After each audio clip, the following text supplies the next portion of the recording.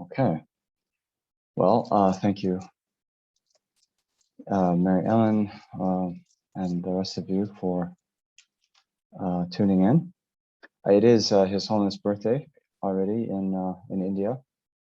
So, yeah, as His Holiness often emphasizes, the best gift that we can give him is, to cultivate a kind heart, and well, especially us who are now engaged in more serious Dharma practice. His Holiness is always emphasizing the need for study. So actually, more than any kind of gift that you can wrap up in a nice box with a bow on and offer him, then our own efforts along the path to study, to practice, to benefit ourselves and others, to make progress along the path to enlightenment. Well, that's the real gift we can give His Holiness, our gurus, and ascending beings. So with that in mind, yeah, let's just adjust our motivation, thinking that yeah, we're going to do this, follow our guru's wishes by studying well, by putting forth effort along the path to enlightenment, and therefore, in order to achieve enlightenment for the benefit of all sentient beings, then we have all these stages of the path laid out in Lamrim that we have to then integrate into our minds. So first, we have to learn about all those stages of the path so we can put them into practice. And that's why we are engaged in this course, Discovering Buddhism. So we can learn exactly what to do to follow in the Buddha's footsteps and achieve enlightenment so we can be of utmost benefit for sentient beings. Okay. And now,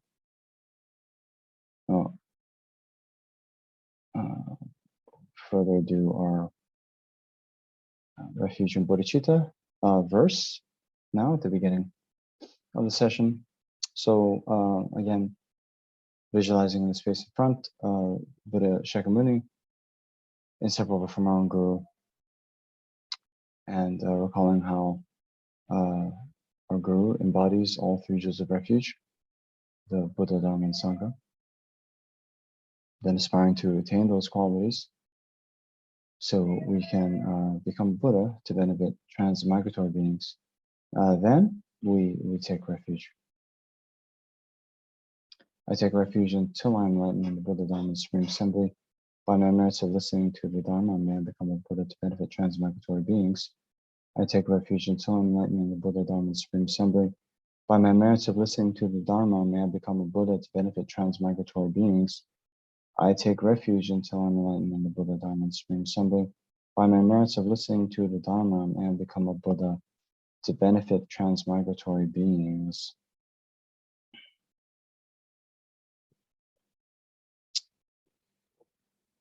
Great. And so now, let's just jump right into it.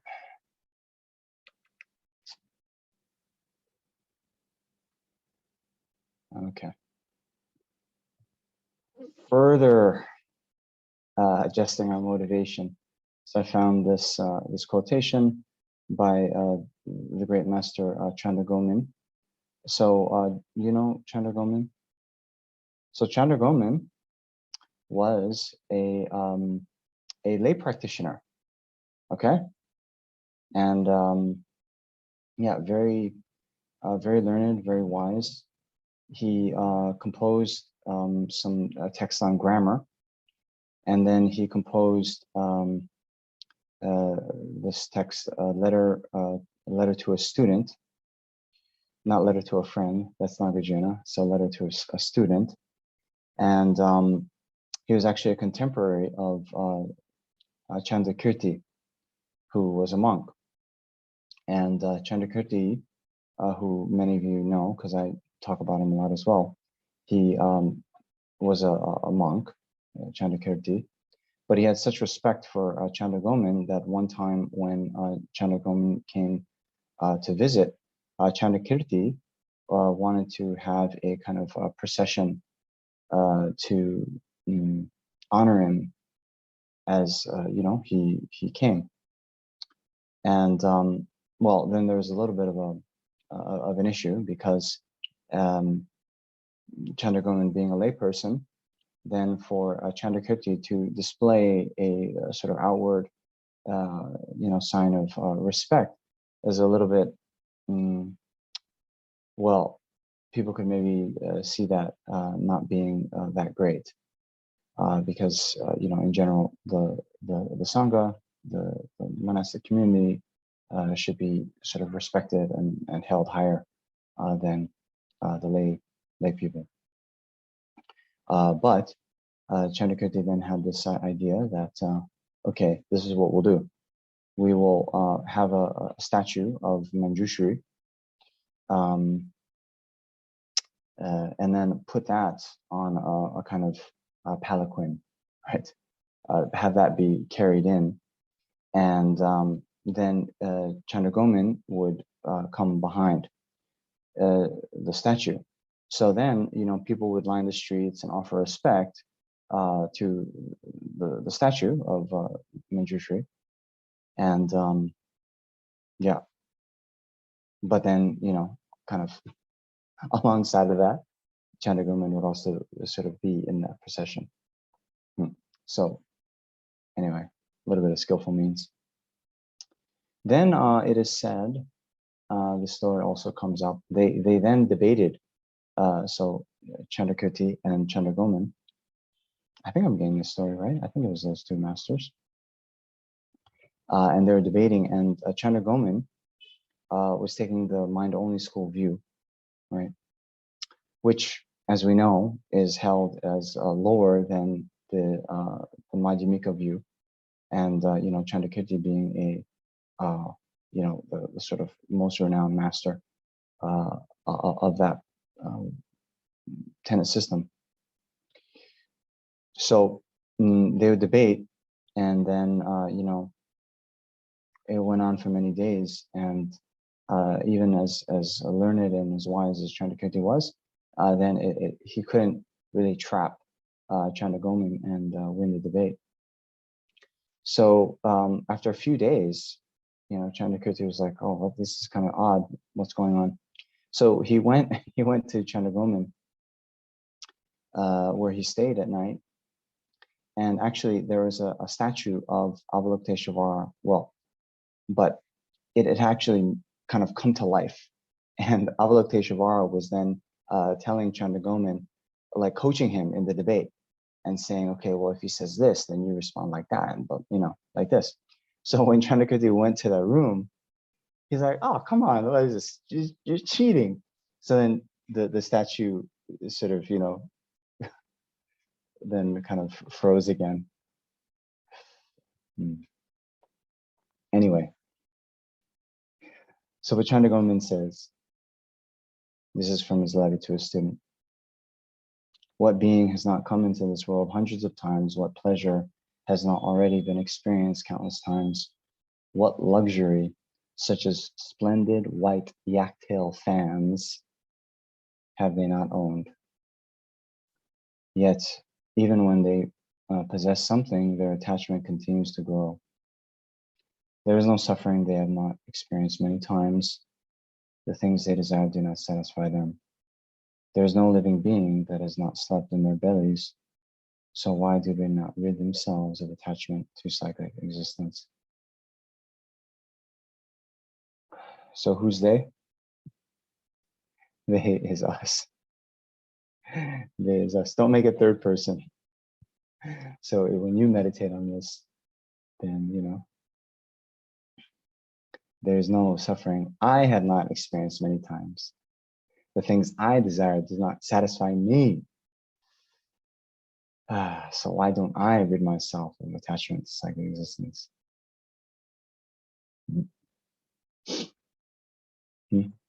Why not?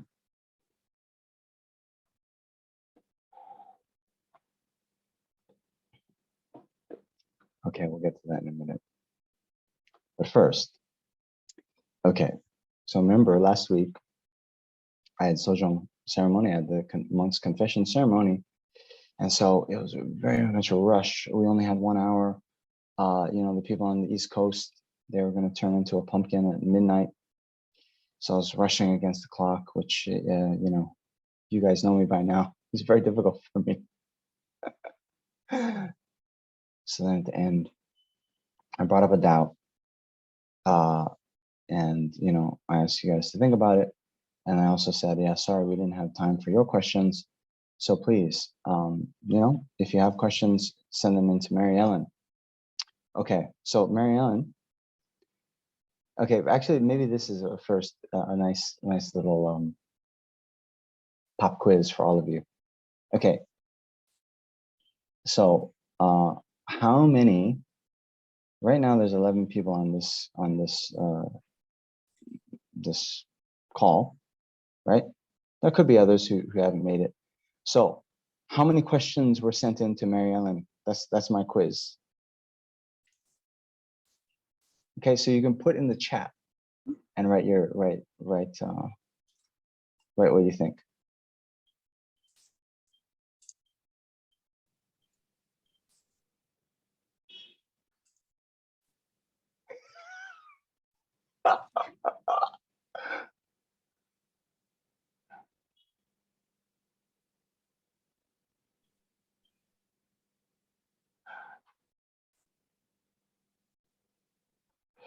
So I wonder, we have 5, 0, 4, 3, 0, 0.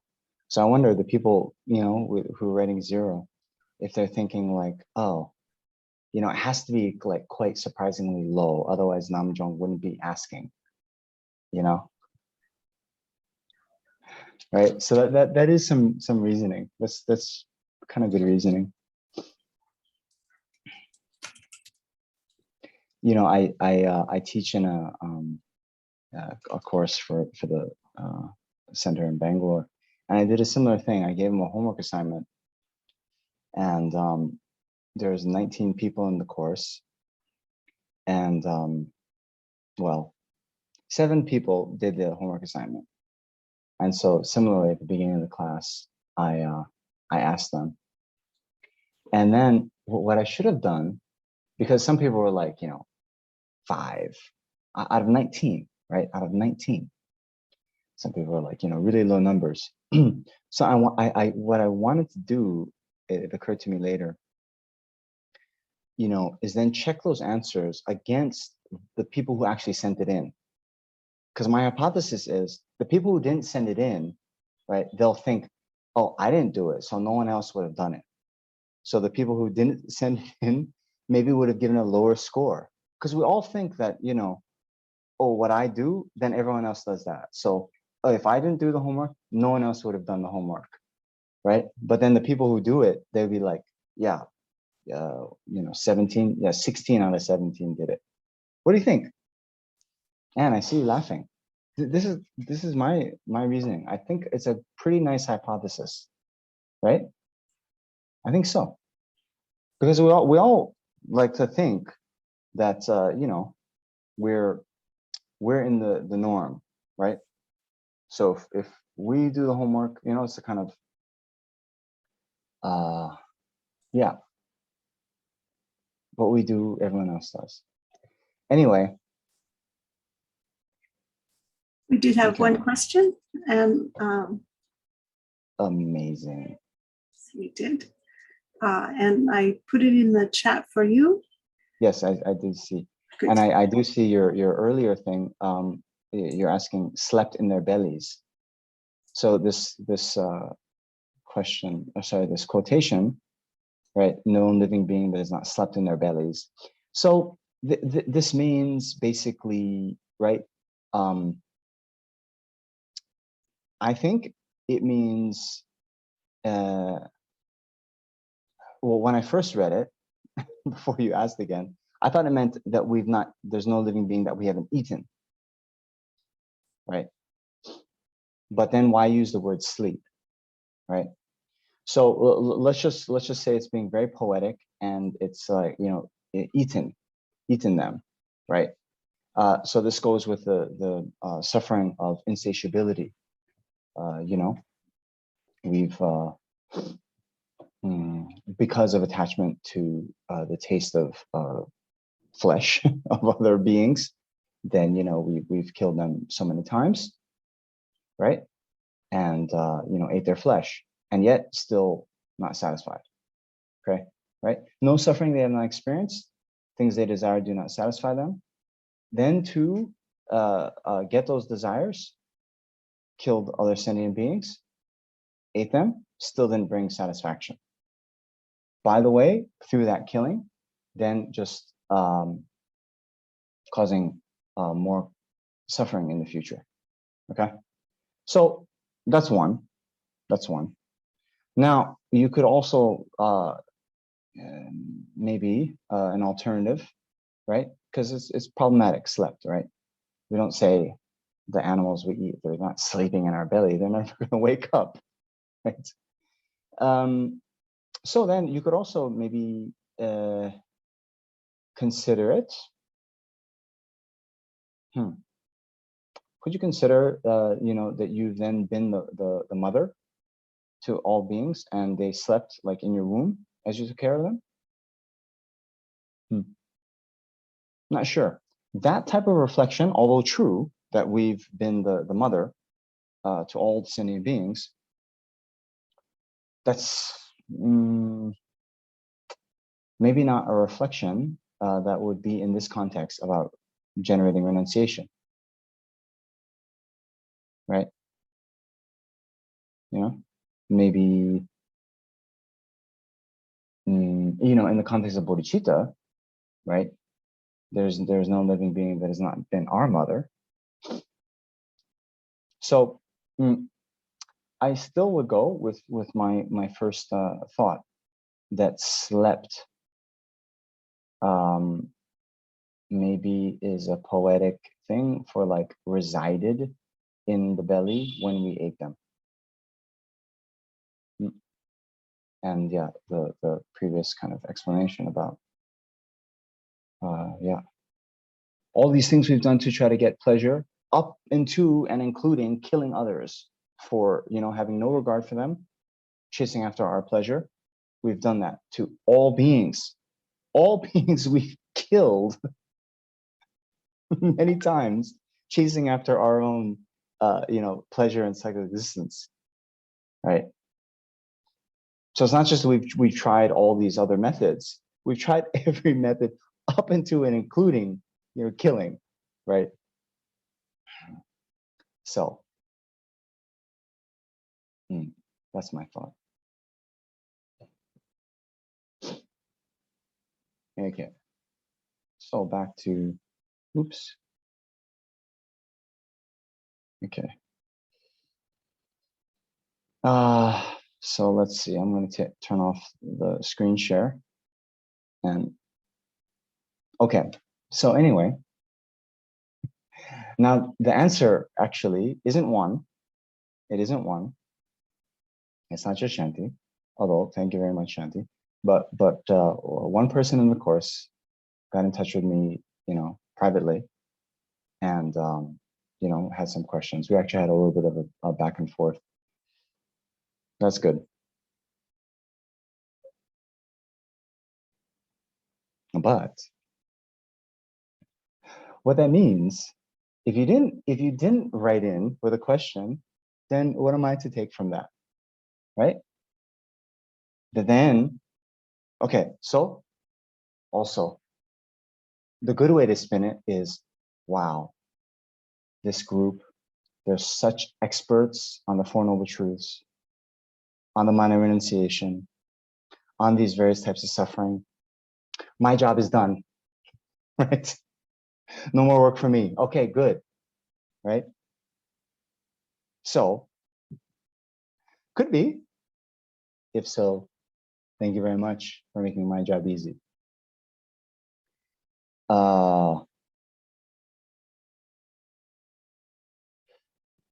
Now, remember so many months ago, I had this kind of urging, this benchmark for you, right? Everyone's going to take personal responsibility, right?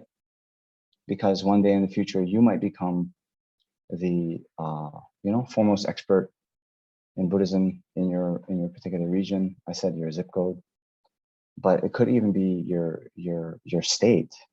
It could even be, your region of the country.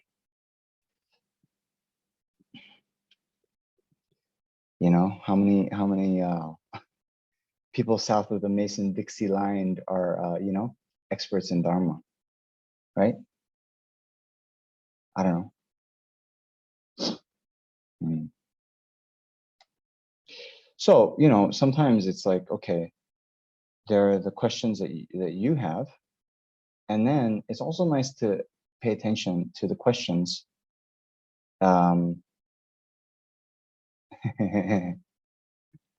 There's also the questions that others coming into the course fresh, right, would have.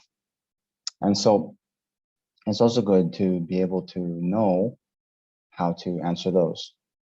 Because by now you've come to quite a few courses, I think, with other teachers, and you hear the kind of questions that other people say.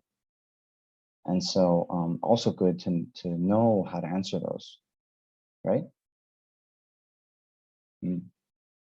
So because of that, since you don't have questions, I have some questions for you.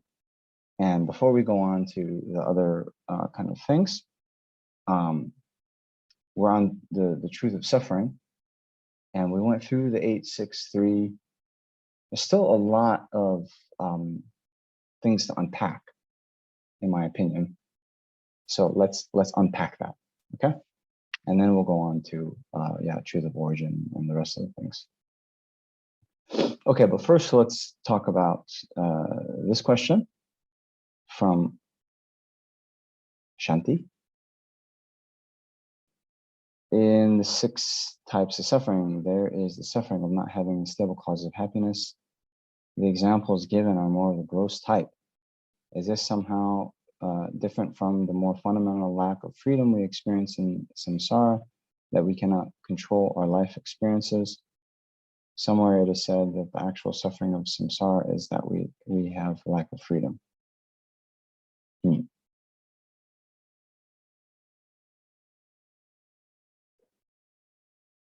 Okay. Well,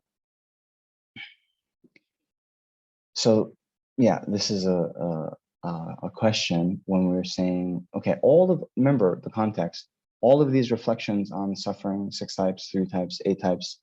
Why are we doing that? So, right? I'm gonna have to go back to the share screen. Okay, hold on. I'm gonna go back to the last session, and we had these even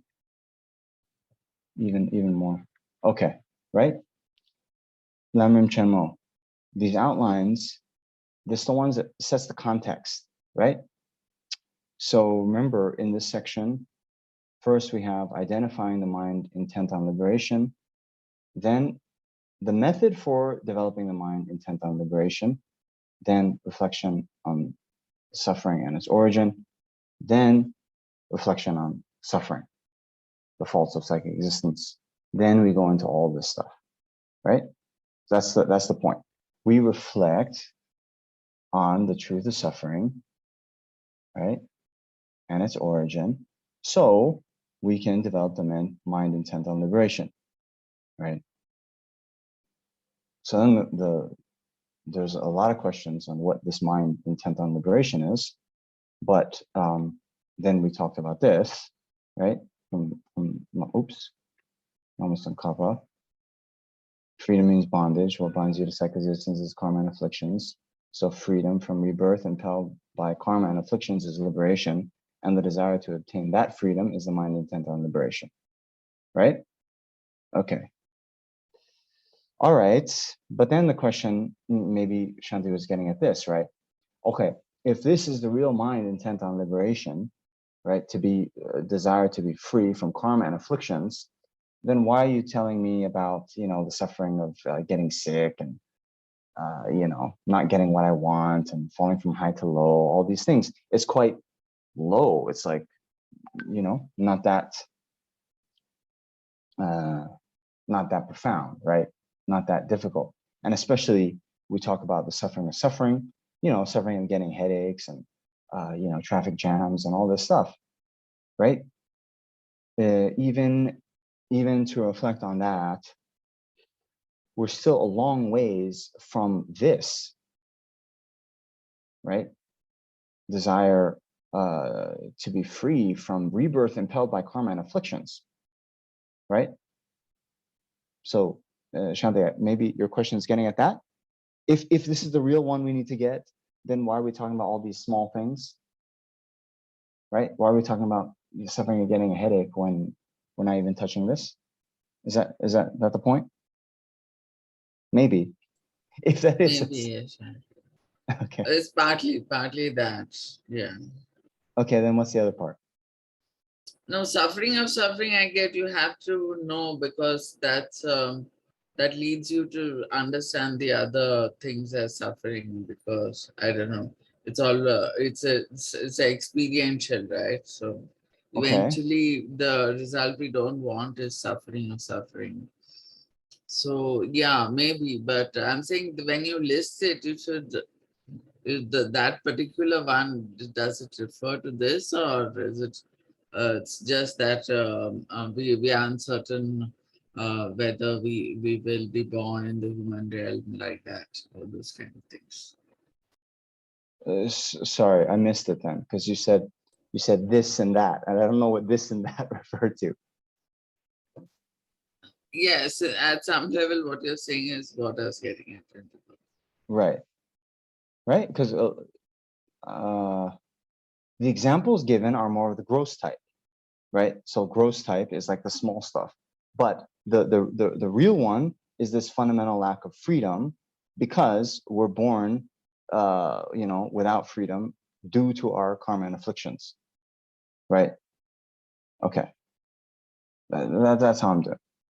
Okay, all right, and you're raising your hand because you're going to, with the sword of Manjushu's wisdom, cut through the confusion of Shanti's question. I'm not sure about that, but But you're going to try. But I guess I have been thinking about the something that was mentioned, but we haven't gone into it, and I wonder if it would be helpful. The 16 what aspects of the Four Noble Truths, right? And then the four aspects of the First Noble Truth, the truth of suffering, because it came up in our Lam Rim class. When Mary, you were talking about cats and yummy food and how do we deal with that, objects of our attachment. And then something I had mentioned was impermanence and suffering and selflessness, emptiness. I believe those are the four aspects of the First Noble Truth, Venerable. Yeah. Truth of suffering. And then if we contemplate impermanence and the suffering nature of objects of attachment, and we contemplate emptiness and selflessness of those objects, then it kind of naturally gets to these objects being the cause of further like afflictions, right? And delusions. If we contemplate their emptiness, then we're not going to be as grasping, we're not going to be grasping onto this imputed inherent existence. So in that sense, the truth of suffering can help us not create causes for cyclic existence and samsaric existence, but rather create causes for nirvana. How we relate to the object. It determines if yes. we're creating samsara or nirvana in every moment of mind. That is what I posit here. Well, yes, but what's on the table is Shanti's question. So what you said, okay, it's fine. I agree. There's never a bad time to meditate on emptiness. But then we have to ask, what Shanti is saying is, okay, given that,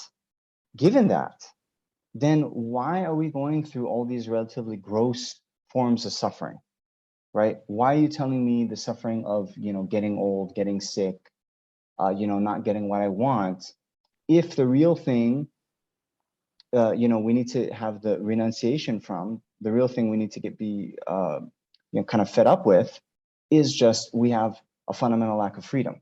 So why didn't the Buddha just say, hey, you don't have freedom, you're in samsara, you can't control your life experiences, and then just stop at that? And then when we reflect on that, be like, oh yeah, that's true. I want to get out of this. Because we're kind of not smart. And when bad things happen, we're always complaining about, oh my God, the fire happened. Okay, I got a disease. I'm getting older. I can't believe this happened. I mean, we can say we understand that life is suffering, but we're shocked every time things that come together fall apart. We don't get it. Yes. Okay. Now, then, right, remember, okay? Because sometimes I notice this. So very, very good, Anne, right? Sometimes I notice this even in some other classes, right? There's the question, and then when we try to answer the question, like we might say something that's actually very true, but part of, later when you become teachers, right? Your answer has to kind of, okay, based on their question, you have to kind of really know, like at the bottom of it, what are they getting at? What is the nugget of the problem that they need addressed? And then your answer needs to hit that right on the head, right? So, and that second one, I think, was getting closer to this doubt that Shanti is coming from. You're right. But the first one, okay, 16 aspects we need to meditate on this. That's true. And in other contexts, that might be quite relevant, right? But here, for this question, in my opinion, and that's why I was trying to pin Shanti down a little bit more on, like, is this where you're getting at? Then it's like that. Okay, Mary Ellen has also raised her hand. So I'm thinking of this from the point of view of what scope are you talking about? And, all pervasive compounding suffering is a concept that we can pick away at, we can understand a little bit, but that's not where we live. It's not, and anybody in the initial scope, that's not where they live. I worked in hospice, and every person that I worked with there, it was all, even the most tenderhearted, wonderful people, it's all in the initial scope. The suffering that they're looking at, that they're trying to work with, it's all gross. And yeah, so I feel like, yes, but karma is really hidden, and it's harder to get at those. It's harder to get at, okay, how we'll get liberation if we live within the laws of karma. And then all pervasive compounded suffering, that's a concept that we might give lip service to initially, but it's not where we mostly are. So I think that's why they spend time on that. Okay, yeah. Also very good. So this is what I was going to say, right? The next slide. And we went through this, right? Without complete intention, definitely to be free from circling, there's no way to pacify attachment, seeking pleasurable effects in the ocean of circling, right? So basically, or let's put it another way, in the, in this, right? In the outlines, remember we talked about showing the significance of Buddha's asserting the truth of suffering as the first of the four truths. And why is that? Because, as Anne said, and as Mariana was saying, you know, most of what we're thinking of is on this gross level, right? Gross level of, and we have this thought of, you know, our suffering only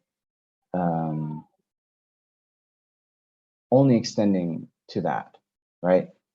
So most of the time, then our methods to escape suffering is to escape these gross forms of suffering, right? But we have to, you know, contemplate those, get those kind of on board, but then we look deeper and say, okay, well, why do I experience even these gross forms of suffering? It's because, you know, why do I get sick? I have the type of body that gets sick. Why am I hungry? I have this body, you know? Like Shantieva points that out in Bodhisattva Charyavatara. Even when, you know, someone, you know, criticizes us, right, or harms us in some way, this strikes us with a weapon, he says, okay, well, the other person brought the weapon, but I brought the body, right? So for someone to be struck by a weapon, you know, there needs to be a body to strike. And why do we have this body? Well, we've taken, you know, uncontrolled rebirth in samsara. Anyway, okay, so hold on. This is actually bringing up or leading into a question that I had, right? Okay. So these second questions, second question, like what actually we're talking about when renunciation. But first, before we get into that, let's just take a step back, and then, you know, we were just talking about suffering and suffering, suffering change, all pervasive command of suffering, right? So how do we define those? And are they mutually exclusive, or is there something that's both? What do you think?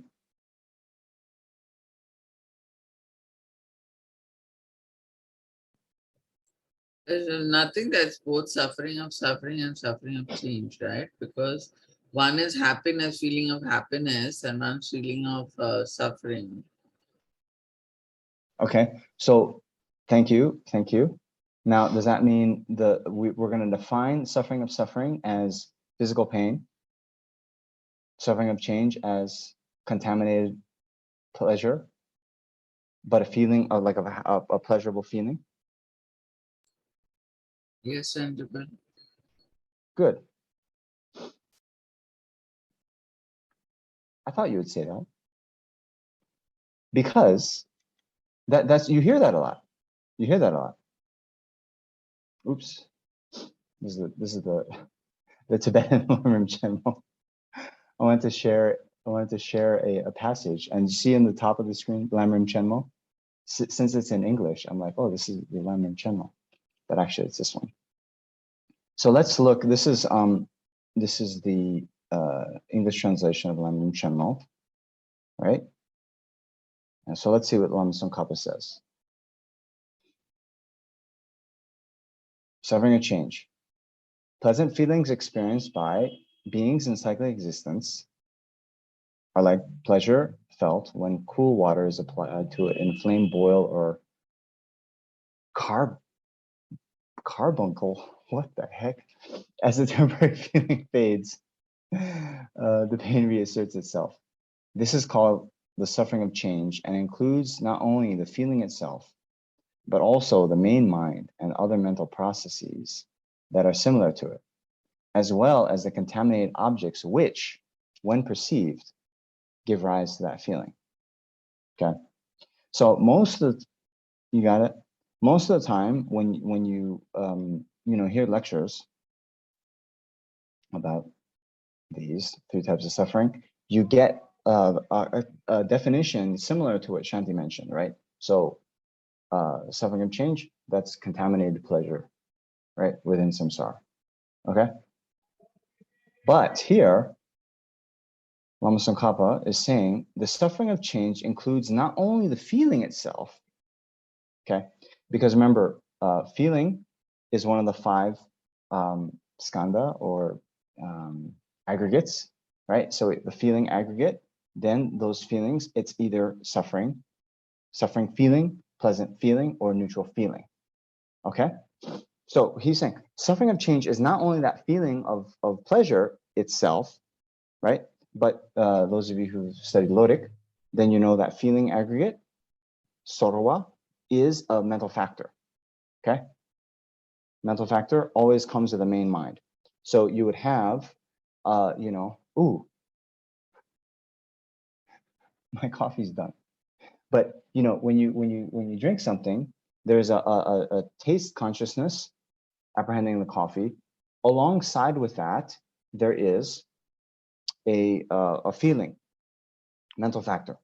So here, the suffering of change is not only the pleasant feeling, but the main mind and other mental processes that are similar to it. That means all of the other mental factors that go with that main mind. Main mind has all these mental factors along with it. So the feeling and all the other ones are included in suffering of change. Okay? So not just the feeling of contaminated pleasure. Then, even more kind of amazing, as well as the contaminated objects, which, when perceived, give rise to that feeling. So what does that mean?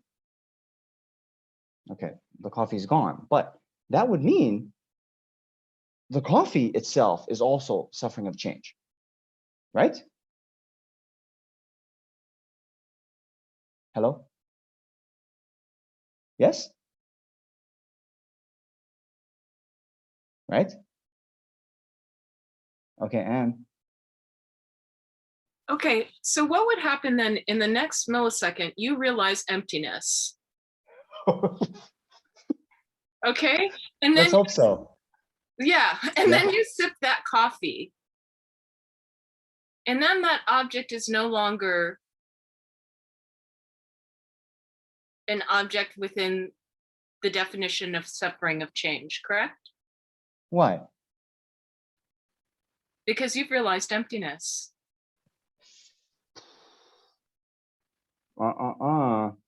Okay, so okay, and you're going a little bit ahead of the The game. samsara part to the Yeah, nirvana part. let's just first really understand this, and first, so all of you understand, right?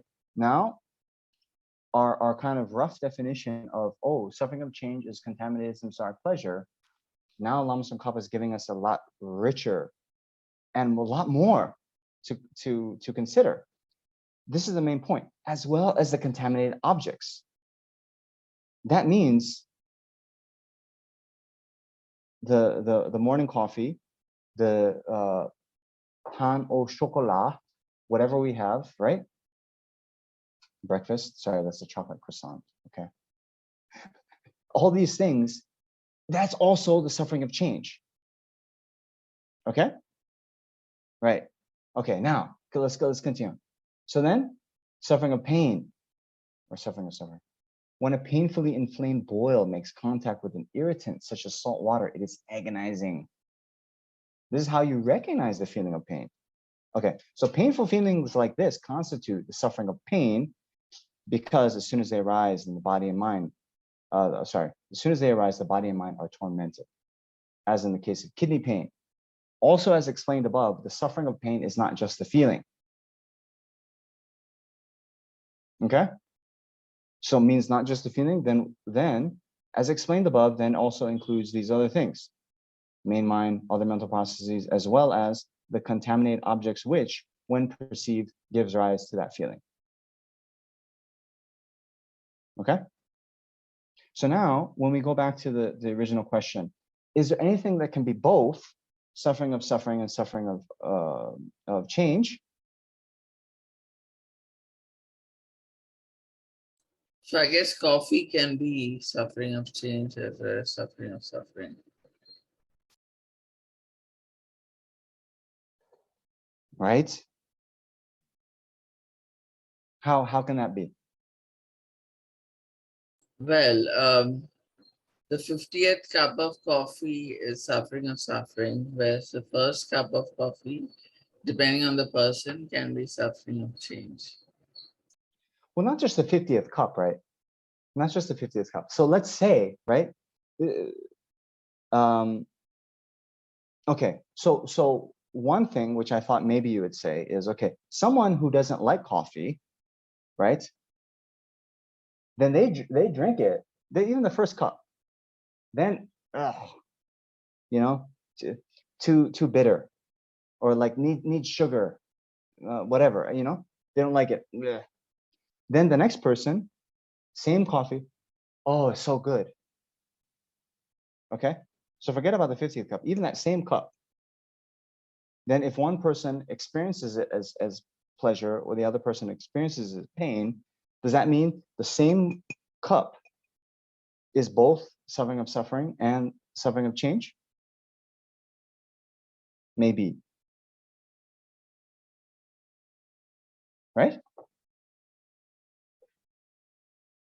Anyway, according to these definitions, I think we have to say something like that. But the point is, you know, at the beginning, with these rough definitions that you hear again and again, where it's like suffering of suffering, oh, that's physical or mental pain. Suffering of change is, you know, contaminated pleasure. Then in that definition, they would be mutually exclusive. But now, digging more and seeing this from Lama Tsongkhapa, it seems that we have to say there can be something that is both, and not just, you know, 50th cup, even the same cup. Or, you know, then it's actually a little bit interesting, because then, you know, there's that debate that comes up. Oh, you guys already did the emptiness module. Did Lexel go through that case of the pretas? You know, there's that bowl of water, right? Remember this?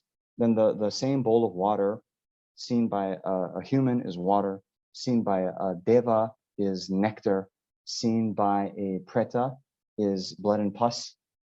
You go over that example? Yes? I don't think he did. Oh, but you've heard that before, I hope. Yeah. Maybe not everybody.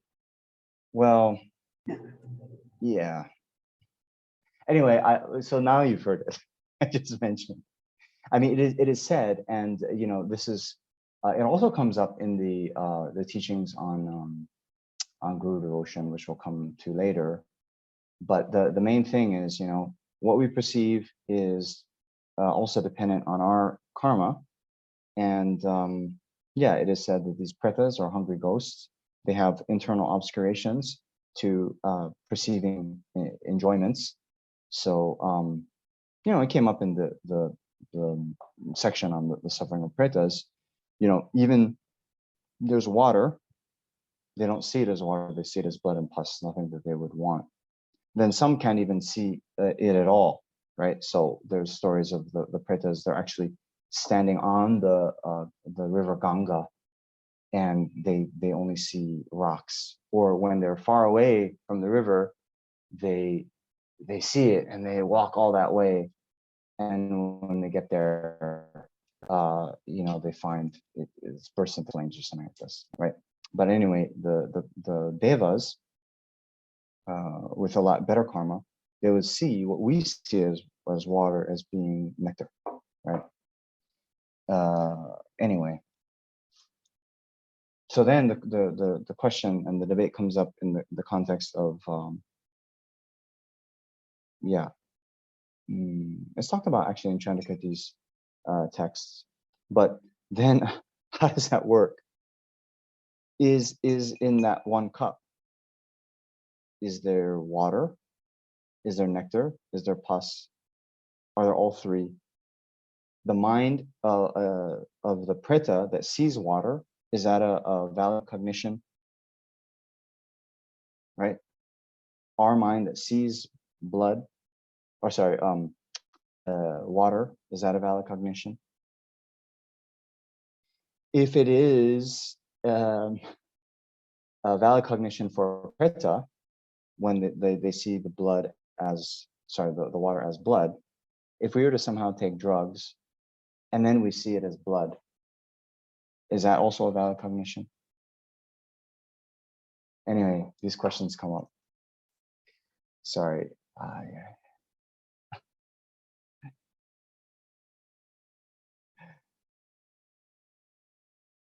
It's His Holiness' birthday.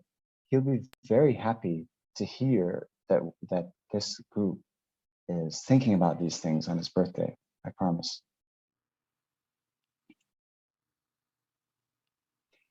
Okay, so Mary Ellen, now the object coffee is not separate from the mind perceiving it. Huh? Yes, it is separate. Here, we're not in mind-only school. We're not in mind-only school. But you know, of course it's separate because you know, okay, let's say my friends in the other room, right? They are making the coffee for me, right? So they brew the coffee in the kitchen, right? Then they bring it into the room, give it to me. Okay. So this, you know, in the mind-only school, right? They talk about the mind perceiving it and the object itself being one in nature, can't separate. But here in the, actually in the Prasangika Madhyamika school, they hold just like the lower schools, the Dodepa, Swachantika, that it has its own kind of, it's separate. It was made in the kitchen. The coffee was made in the kitchen, then brought here. If the coffee was not separate from the mind perceiving it, then how can we say it was made in the kitchen and brought here? Because I was sitting here the whole time.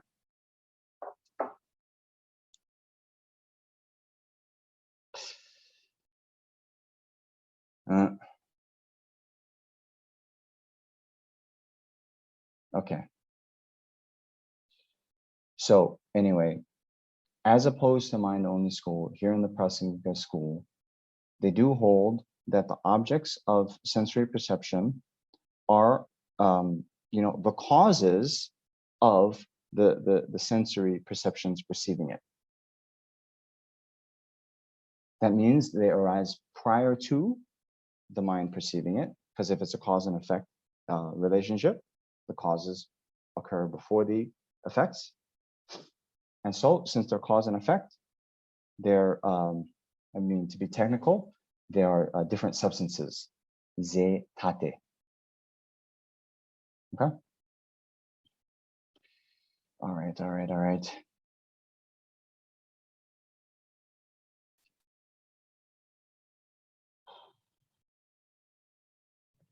Okay.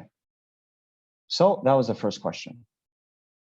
Now, why I jumped into these is because, you know, this next question is important, and we were kind of dancing around this issue, right? Then, you know, so I'm asking, what is needed for true renunciation, right?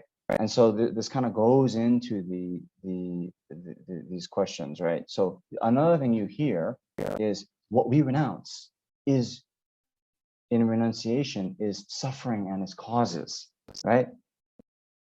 Right? You hear that? Actually, I in the group with the Bangalore, this was posted in our chat, and they said, you know, there's a quite famous teacher that said this, and this was like held as the, like, you know, like Lama Tsongkhapa said it, right? But then, okay, maybe, you know, if we just leave it at that, okay, that's fine. We renounce suffering and its causes, but let's dig deeper, right? So now, even these three types of suffering we just talked about, to get a full-fledged mind of renunciation, do we need to have a mind that renounces all three types of suffering?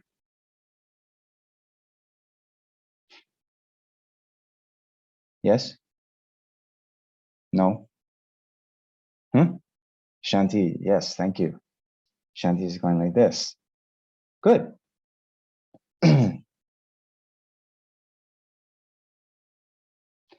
Okay, and yeah, one might might feel, yeah, okay, that sounds good. Because many of you who have heard His Holiness speak, he often talks like this, right? Of those three types of suffering, he says, well, even animals have a mind not wishing to experience suffering, right? Says even, the dog, if you try to throw a rock, I mean, please don't, but it'll run away, it'll yelp, right? They know suffering and don't want to experience it. Then it is said, suffering of change, contaminated samsaric pleasure. Even the non-Buddhists who seek to gain rebirth in the form and formless realm, right? Because in the form and formless realm, there's no, form realm, there's 4 levels of the form realm. 4th level and up, there's no suffering of change. Okay, they just have neutral feeling.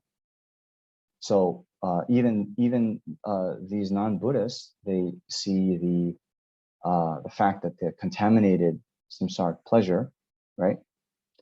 There's actually some unsettling character in the mind, right?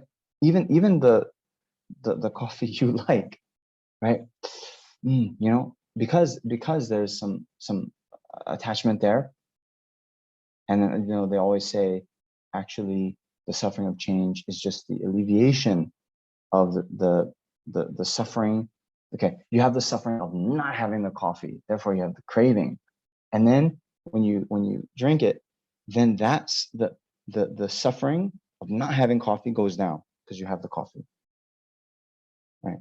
So they also talk like that, right? So then you could say, yes, then we can't just have a mind that renounces suffering of change, suffering of suffering. We need to identify all pervasive compounded suffering, right? And therefore, do we need to, okay, let's go back to Lama Tsongkhapa. What does he say about suffering? Well, he says suffering of conditionality. But yeah, all pervasive compounded suffering. Kappa duce ki dungel. Okay, contaminated neutral feelings are like an inflamed boil, which is in contact with neither soothing nor irritating substances. Because these feelings coexist with dysfunctional tendencies, they constitute the suffering of conditionality, which, as explained, does not refer to the feeling alone. Insofar as the suffering of conditionality is affected by previous karma, as well as the afflictions, and coexists with seeds that will produce further suffering and affliction, it coexists with persistent dysfunctional tendencies. Wow, those are some great words there, right? So what does that mean? Okay, we can think of dysfunctional tendencies. Okay, actually, I think this is Len in Tibetan. But let's just make it a little easier, right? And okay, the suffering of conditionality is affected by previous karma, right? So why we have this body is because it's been produced by previous karma and the afflictions, and we have the seeds, in our mental continuum that will produce future suffering and afflictions, right? And these are persistent with the kind of karma and afflictions, the cause of future suffering, right? So this is why we're saying all pervasive compounded suffering. We have this body and mind that is under the control of karma and afflictions, has been produced by previous karma and afflictions. There is karma and afflictions now, and this will produce more kind of vessel for a future samsaric suffering in the future. So that's why we're saying the suffering of conditionality is quite similar to just the suffering of having these 5 contaminated aggregates, having right?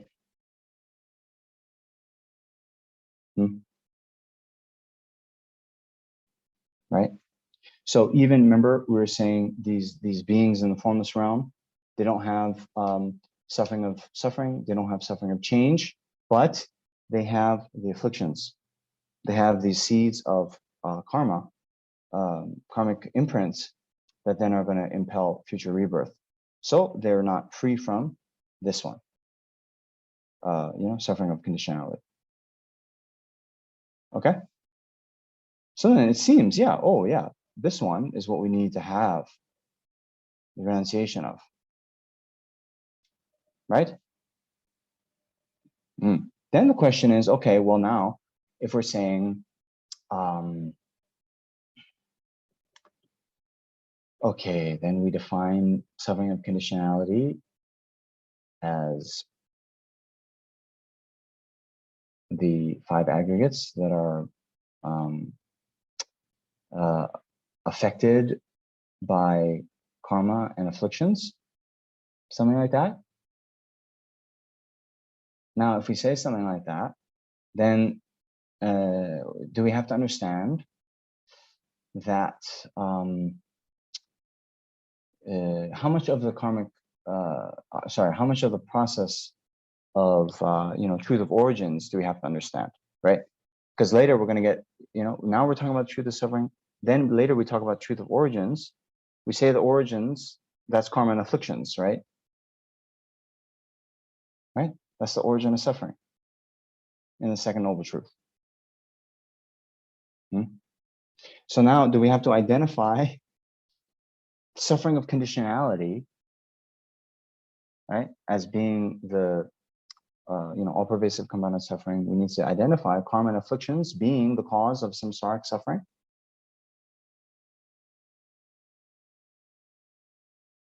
Well, then, if that is already understood in the first noble truth, then what additional information are we getting in the second noble truth?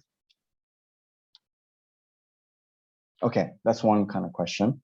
Then another question is, okay, really to understand this process of, afflictions leading to karma, karma leading to, rebirth, all that process, right? Do we need to identify that, for example, the grasping to true existence is the root of the afflictions? Yes. If that's the case, wow, grasping to true existence, then we have to understand that grasping to true existence is a wrong view. Then we have to understand that the object held on to that wrong view doesn't exist. Then we have to understand emptiness. If we understand that the ignorant mind grasping to true existence is a wrong view, we have to realize its object held onto is non-existent. That means what is non-existent? True existence. Realizing true existence doesn't exist is what we realize when we realize emptiness. So now we're saying, hey, to understand the first level truth, we have to understand emptiness. Right? That means, by the way, what does all this mean? Okay, then to get the mind of renunciation, first we need to realize emptiness. We realize emptiness before we have the mind of renunciation.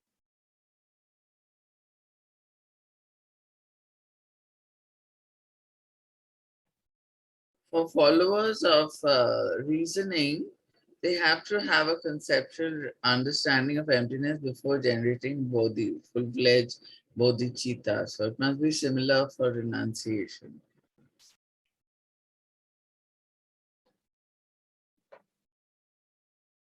Okay. I'm not sure you heard or understood what Shanti said, but she was saying there's the followers of reasoning. And yeah, there's the followers of faith and the followers of reasoning. And yeah, it is said that the followers of reasoning, they develop the mind of realizing emptiness before they develop bodhicitta. That is true. So now she's then saying, Must be something like that for the middle school practitioners. The sharp faculty, followers of reasoning in the middle scope, who just want nirvana for themselves, also, they would need to generate the mind realizing emptiness before they generate the mind of renunciation. But what about the other ones? What about the the followers of faith?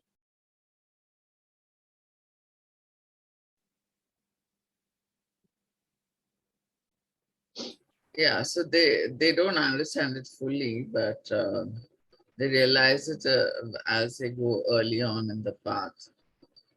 So they take the Buddha's word for it, right? Right. So they don't then generate a mind of renunciation of the suffering of conditionality.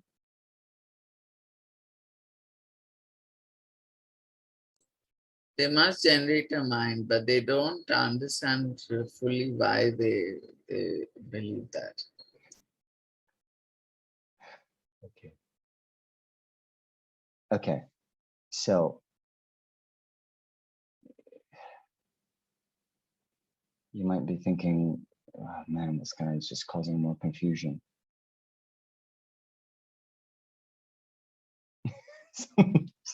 Yes.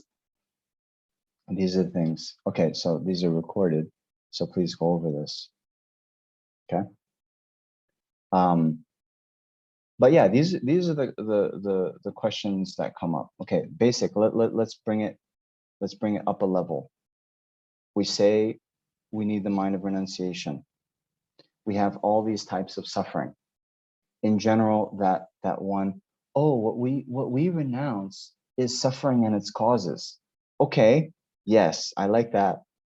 But then we're given what, 6 plus 8 plus 3, 17 types of suffering. Okay, so now when we say we need to, renounce suffering and its causes, do we need to have a mind of renunciation of all 17 to have the full-fledged renunciation that's talked about in this path? Then if that's the case, then when we talk about this, the all-pervasive compounded suffering being karma and afflictions, and then we talk about the afflictions, root of which is grasping to true existence, do we then need to identify that as the root of the afflictions? If that is the case, then do we need to realize emptiness? Or put another way, these lower school practitioners, like, mind-only school practitioner, they don't realize emptiness, right? They actually believe that the mind is truly existent, right? So can they have a mind that wants to be free from karma and afflictions if they don't realize the root of the afflictions? Then it seems that, okay, well, I'll just mention this to you.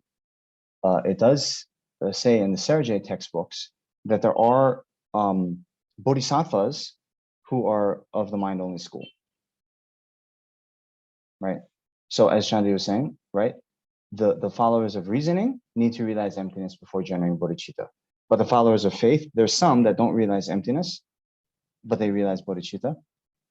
And the example is a bodhisattva who is a practitioner or an adherent of the mind-only tenets.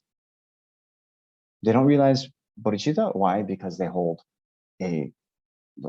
actually a wrong view, holding the mind-only school to be,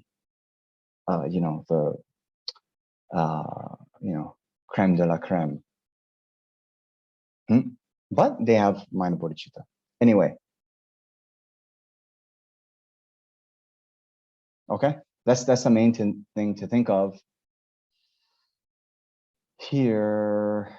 This one, right? What do we really need? Let's press a little more on, this renunciation. What do we need to renounce? Right. So think about that more. Okay. Now, the other thing I was going to bring up, just along this category, there's this nice quote by Albert Camus.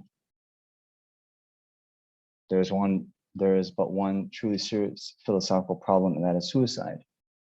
Judging whether life is or is not worth living amounts to answering the fundamental question of philosophy. All the rest, whether the world has 3 dimensions, whether the mind has 9 or 12 categories, comes afterwards. These are games one first must answer. Right.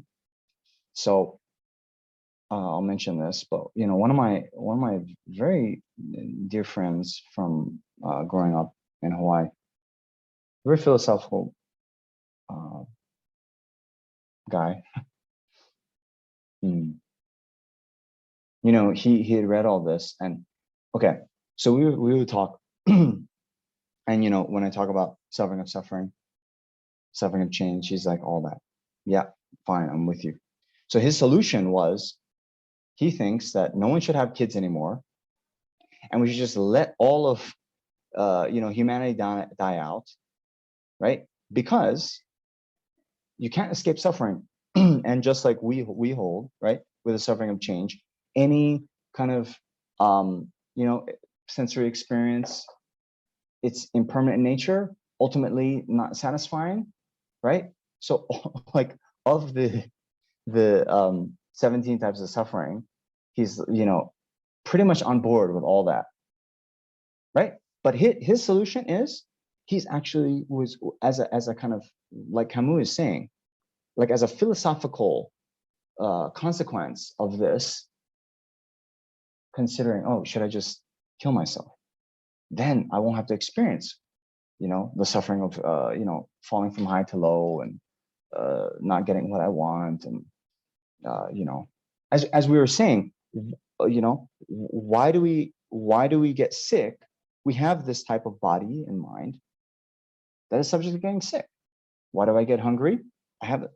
So it's a little, how do you say it? Just something there to contemplate, right? Why don't we just kill ourselves? Is that not going to then put an end to all this suffering?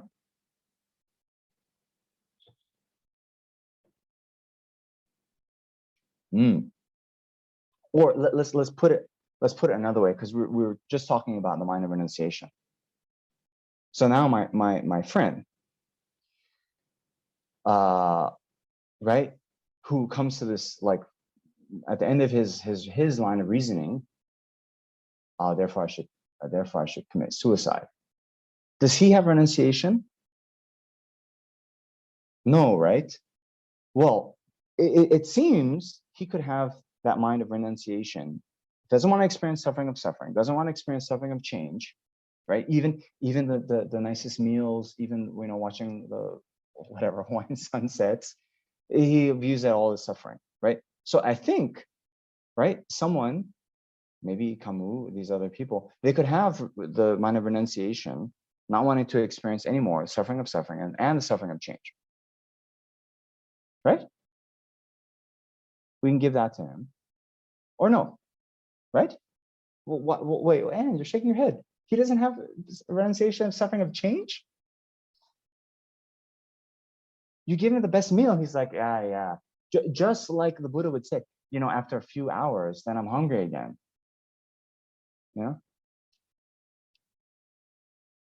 Then,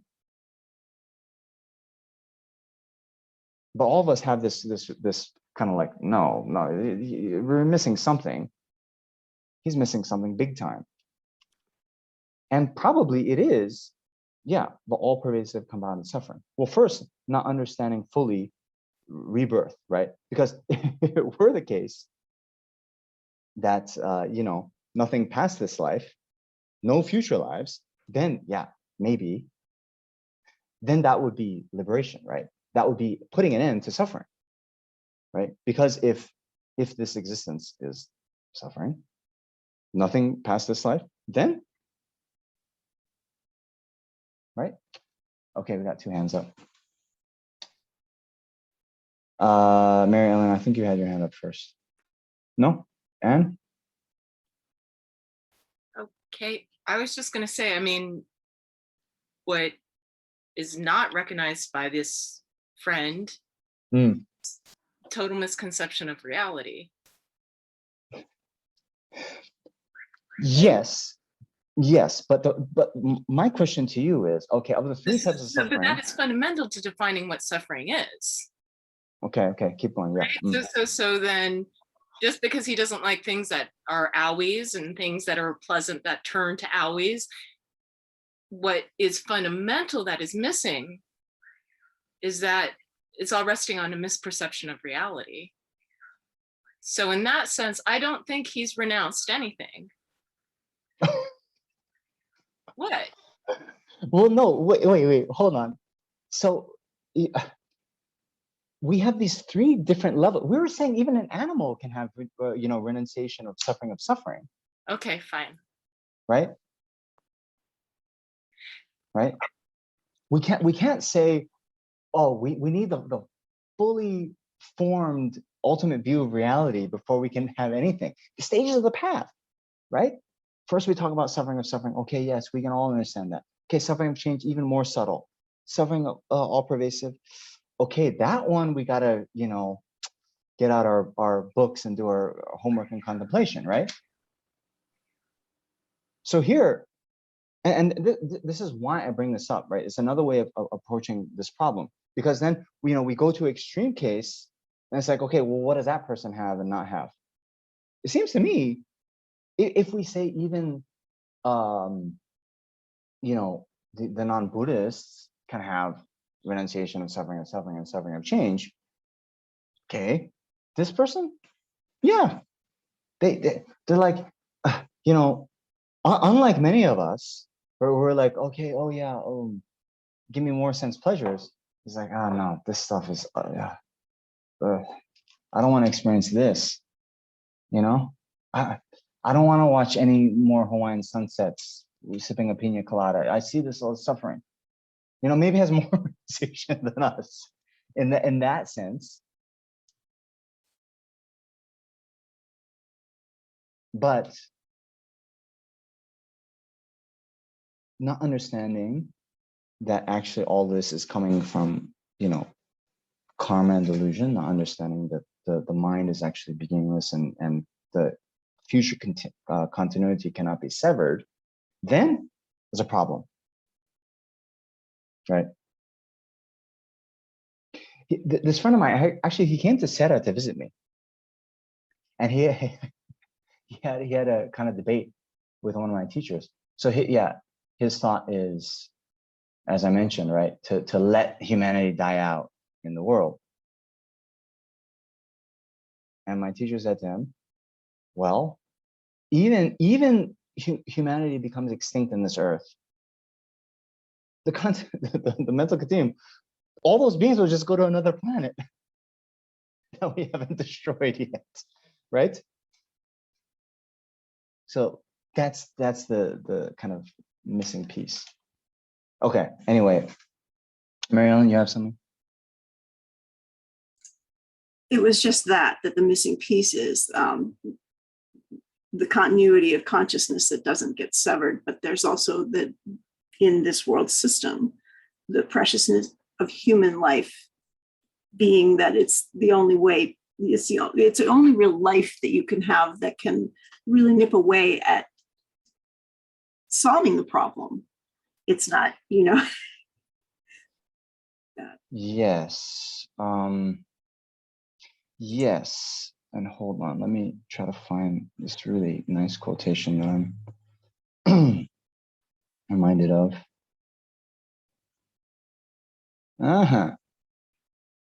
Okay. Yeah. Great. Mary Ellen, hold on a second. Share screen.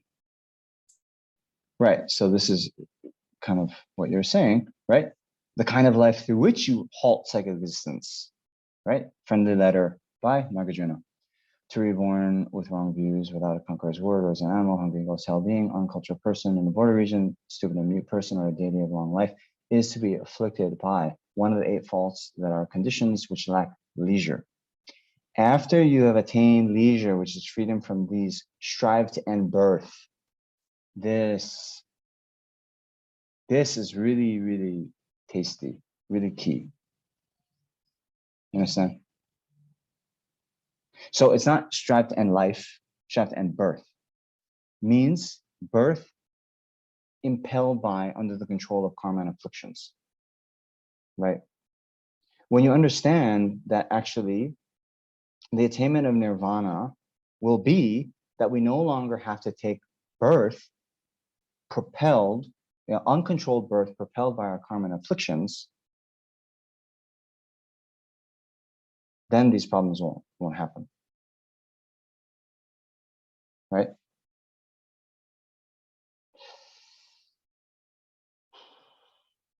Okay, I gotta move on. So remember, okay. I wanted to give a little analogy. You guys know Tibetan cheese? Have you ever had Tibetan cheese? Okay. Now, there's different kinds of Tibetan cheese. There's the ones that it's on a string, okay? A bit soft. But then there's the other ones that's hard, super hard. Like if ever you have this one, don't bite into it, you'll crack a tooth, okay? It's like hard as granite. It's, okay? Now, what the Tibetans do though, right? Nomadic society, what they do? They take that cheese in the morning, they put it in their mouth all day. It's just there, right? Okay, they're going out in the fields, herding their yak all day. Okay, so I'm going to use that as an analogy, okay?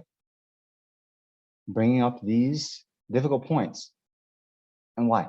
Because everyone, oh, no questions. Oh, yeah, I understand, okay? No.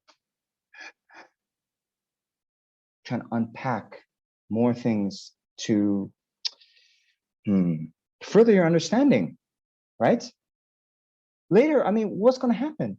Oh, assigned reading is just liberation in the palm of your hand. Later, you come to study Lamrim Chenmo, you're confronted with that quotation. Oh my gosh, I've never heard of that before. That my coffee is suffering of change, right?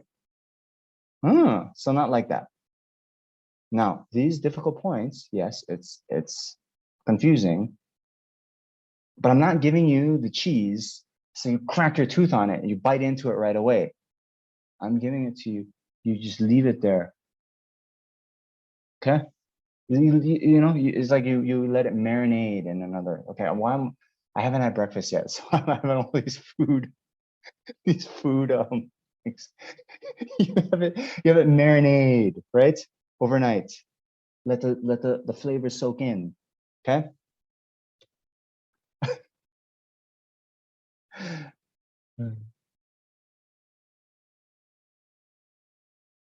Remember, I'm only saying at this point in our studies, we want more questions, right? We want more questions. The question is the answer. Okay. All right. So now there's another whole kind of series of doubts, and this is actually what came up with the person who got in touch with me, directly. Okay, so there was a lot of back and forth. So this first one is kind of my paraphrase of the category of question it is, right?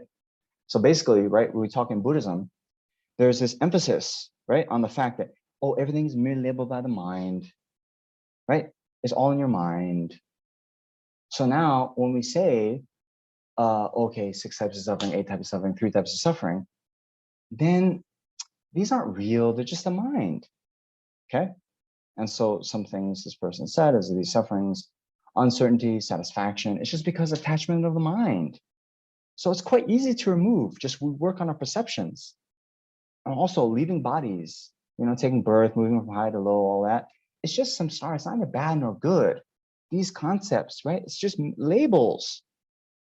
So then from that, saying these sufferings themselves do not exist. It's the mind that creates them. And in this case, you need not point to sufferings, but to the mind. You have to work with your own mind. Okay, you get the point? So again, you get something like this in your beginner course. Okay, you have to understand, okay, what's actually going on here? What's going on beneath all this? Okay, and so one thing that's going on is a kind of like going too far, not really appreciating these two levels of existence, right? Conventional reality and ultimate reality, right? Because, see, rather than saying like this, I still believe that sufferings themselves do not exist, we would say sufferings do not exist in and of themselves, right? They are merely labeled by the mind, but just the fact that something is merely labeled by the mind doesn't make them okay. And here's the two levels of truth, right? It's real from a conventional perspective, right? And so remember what I always like to say, the conventional reality, okay, Buddha mentioned, he didn't come to argue with the world. Okay. So that means in the realm of worldly conventions, everything that someone untrained in philosophy, right? What they accept, what is commonly accepted in the world, the Buddha also agrees exists conventionally, right? So remember, all these things that we complain about, yeah, people untrained in philosophy also complain about those things, right? Stomach ache, whatever, traffic, breakups, whatever it is, these things in the world, they're sources of suffering, right? So in that level, these sufferings are real from the conventional standpoint. Now, there is something also, okay, because I did mention this, that then we do create additional suffering with how we relate to a situation with our minds, right? Right. So I was saying, you know, okay, I'll mention this. Okay, so I'm staying with some very dear friends of mine here in Delhi, and it's really really hot in Delhi. Okay. Now they also just came. They came to Delhi. They had been living here for many years. This is actually my friend from Hawaii originally. We went to school together. She lived in Delhi for many years. Now during COVID time, her family moved back to Hawaii, but they maintained this apartment here in Delhi. Now they're coming back for the last time to move out, pack up all their stuff, and they're leaving. Okay, but that means they just arrived in Delhi, on Friday, and Delhi is really hot. Okay, it's like it's like 97 Fahrenheit yesterday, and humid. Okay, so we go out yesterday, nice walk in the park, right? Then, oh, it's so hot. Oh, it's so humid. Oh, it was like unbearable for them, right? So this is one of the examples we say, right? I was like, yeah, it's kind of hot. Not that I'm a great, trained with my mind, but I was really surprised. My friends, like, oh, it's so hot. Oh, it's so hot. Oh, yeah. Okay. So the same experience of the heat and humidity, if one is really focused on that, oh my gosh, so hot, so hot, so hot, then the mental suffering is added on to the physical suffering. But I mentioned this, right? We pay to go to the sauna. When we go to the sauna, we feel that heat.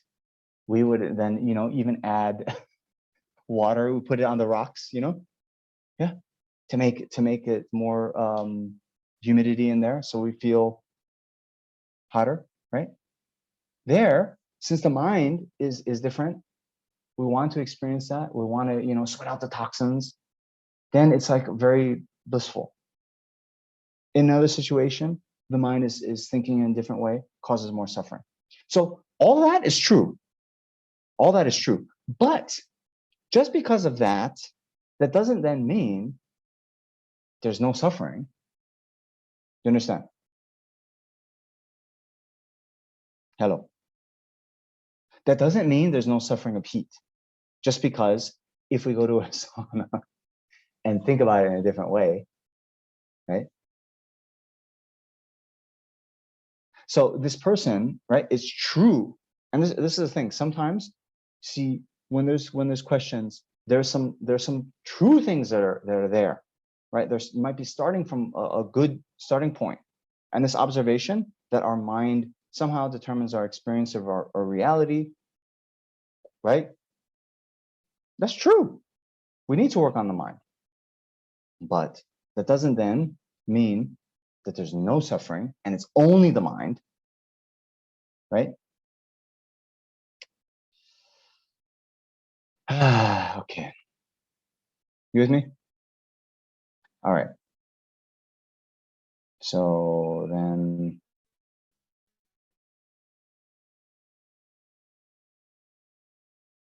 some more doubts. So on the one hand, in the teachings on karma, remember, right? Karma is death. Then on the other hand, we are taught that rebirths in the higher realm are still included in the first noble truth, true suffering. And therefore, something to be abandoned. Suffering contradict the teaching on karma. Why would it? Because we say from negative karma comes suffering, from positive karma comes happiness. But a high rebirth is coming from positive karma. But the high rebirth is true suffering.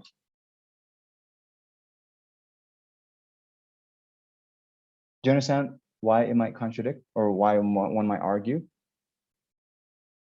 it contradicts? So I only see 5 people because 5 people have their screens off.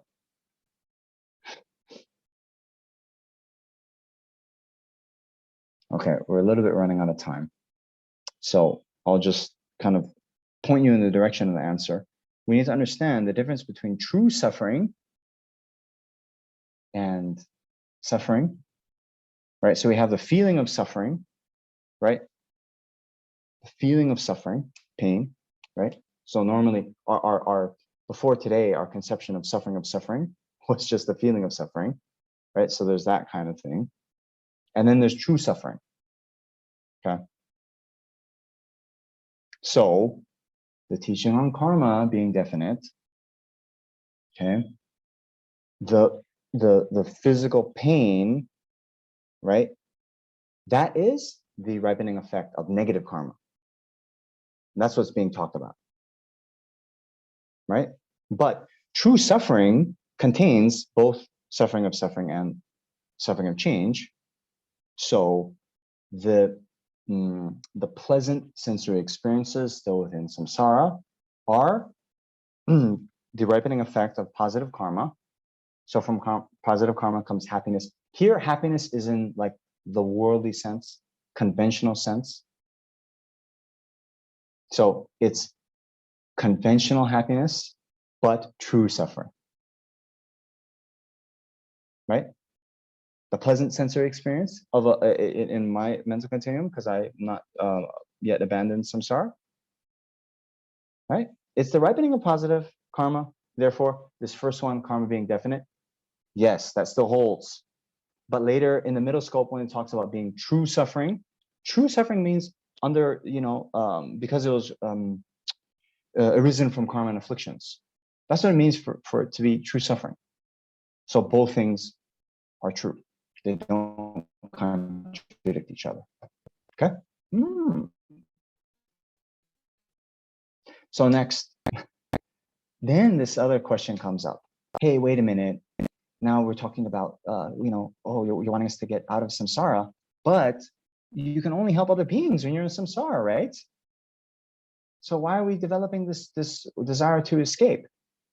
And then I would have this person, well, they didn't mention it. When you come up with questions, also say, hey, didn't Shantideva say for as long as space endures, for as long as sentient beings remain, for that long may I abide to eliminate the sufferings of transmigratory beings. So, you know, why are you trying to make us say we want out of samsara? Shouldn't we want to abide until samsara ends?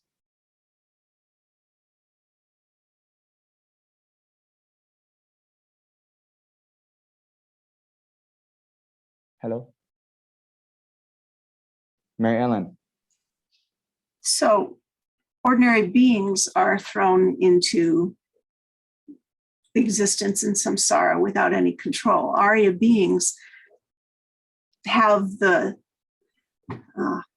seeds and imprints, I get mixed up. They have the imprints and they use them to propel themselves into situations where they can help beings. They're not tumbling around in samsara. They are using that in a focused way to be born in samsara so that they can benefit beings.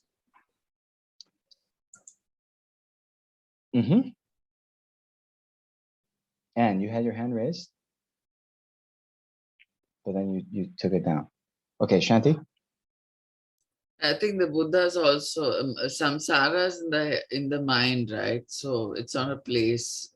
So the Buddhas also take rebirth, but they're not in samsara. So there's a distinction between that. Okay. Bahut acha. Very good. Right? That's, yeah, both of you, thank you. Très bien. So, right, samsara is not a place. Samsara is this process of uncontrolled rebirth due to karma and afflictions.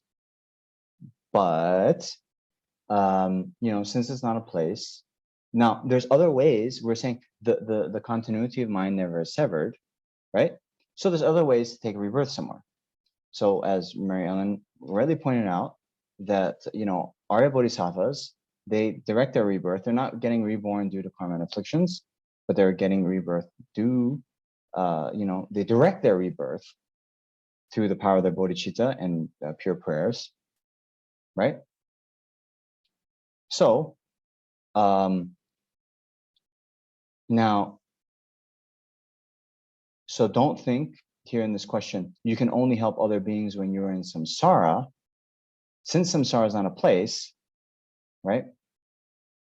You can still wish to be free of the process of, you know, uncontrolled rebirth, but you could, you know, make pure prayers to be reborn on earth, for example, right?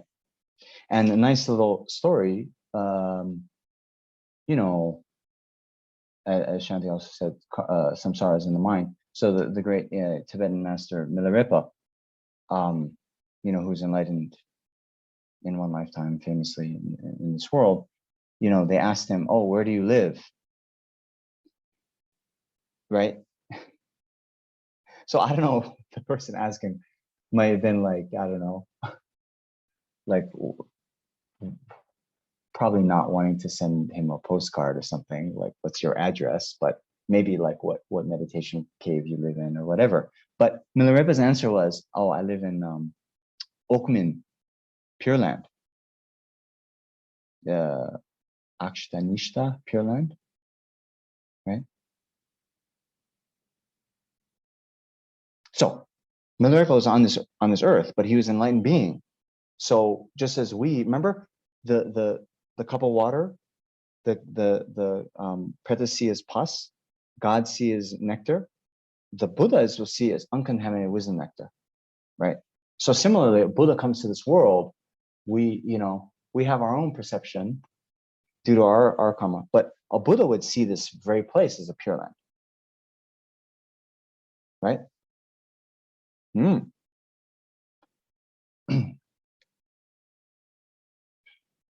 Okay, a few more things. So when we talk within the context of true suffering, the sufferings being separated from the things we like and not getting what we want, or even suffering of aging and death, don't arhats who have liberated themselves from samsara, don't they experience those too? Right? So, you know, there's a very famous, very famously, Shariputra, Moggallana, these arhats, they knew that the Buddha was about to pass away. They found it so unbearable that they're like, oh no, I can't bear to see you pass away. So they all attained nirvana, means they all passed away before the Buddha. Right. So they were, going to be separated from the things that they like. Right. They found it so unbearable that they passed away. So even the arhats experience these things. So we say they're liberated from samsara, but they're still experiencing these sufferings in samsara, right? How do those, reconcile with each other? Or even we're saying, the suffering of aging and death, right? We're saying the suffering of aging, in the text it talks about, lines getting on our face, our hair turning gray. So these arhats, they get gray hair, right? They get wrinkles and back pains and having trouble sitting down, right?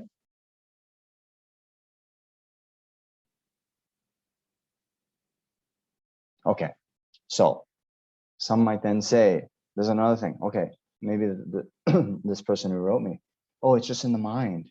So it's actually not the suffering of getting a line in the forehead, but since you have attachment to looking young and beautiful, then when you see the line, you have a mental anguish that you now see the signs of aging.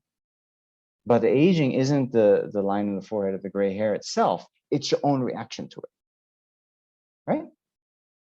Okay, now that is true, but in the text, especially in Liberation of the Palm of Your Hand, when it talks about these sufferings, it talks about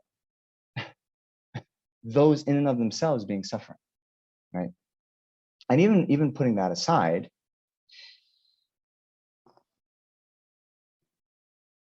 these arhats, they found it so unbearable that the Buddha was about to pass away, right? Isn't that an affliction?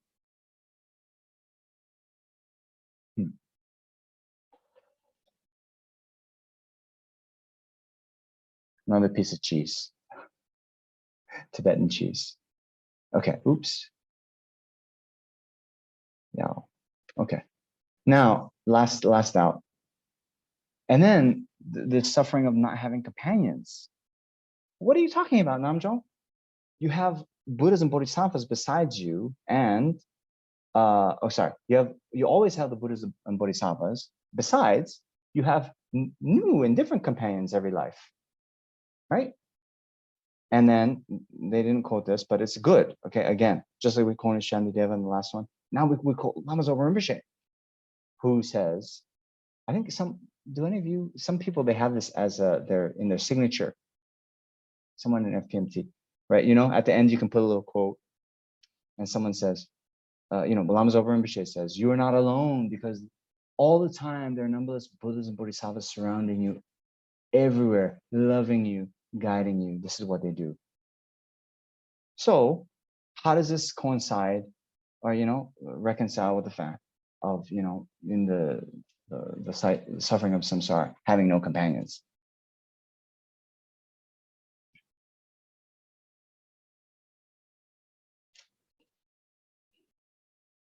You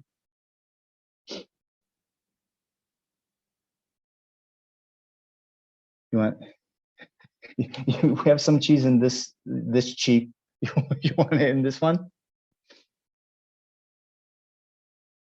Okay, I'm gonna.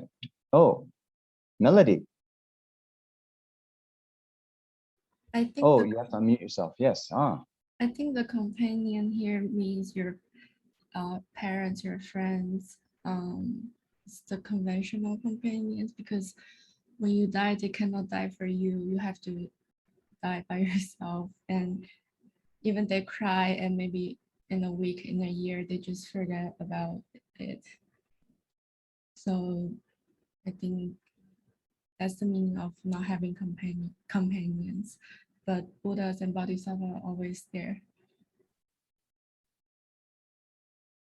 Right. Okay, thank you very much. And nice to see you. Mostly she's on, no screen. So I always wonder if, of course not you, but others might, they log in because they know I'll see the names. And then next week I'll be like, where were you last week? You just log in. But then, no screen. There could be like 3 other things. I'm joking. Okay. But this is really, really good. And I'll just add a little bit to that, right? So she made this differentiation between kind of the worldly sense of companions, right? And that's the suffering of not having companions. And why this is important, right, is because, we're talking about overcoming our attachment to samsara, right? And so it's these worldly companions that we're spending all of our time with, right? This is the problem, right? So, I don't know, like the worldly, we're trying to attract a mate. So with a worldly companion, right? Before they come over, we clean everything. We clean our house so well, right? But for the Buddhas and Bodhisattvas, in the preliminary practices, right? Cleaning the room and setting up the altar, right? We're supposed to do that every day. How many of us do that, right?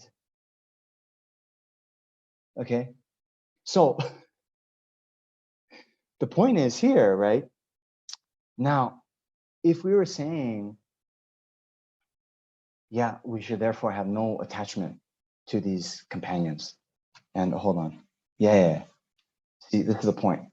Shandideva is saying, I will have to depart, leaving everything, but not knowing this, I committed various sins for the sake of friends and foes.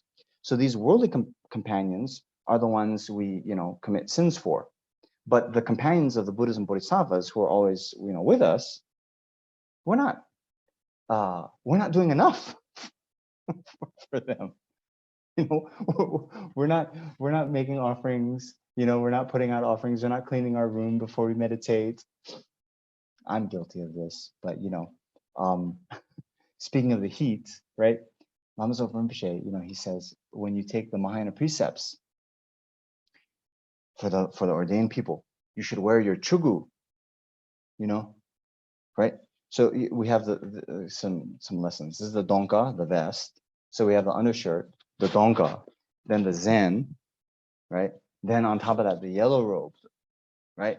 So you can imagine in this heat, to be honest, sometimes I take the Mahayana precepts. I don't even put on the donka. I'm just in my kind of undershirt because it's so hot, right? So I know Rinpoche has said this, but I'm thinking, this is the excuse I make. I say, oh, but the Buddhas have compassion. They know it's hot in South India. They're not going to just insist, okay, wear all this hot clothes, right? Right, Buddha, have compassion. So in my mind, I kind of justify, right? You understand?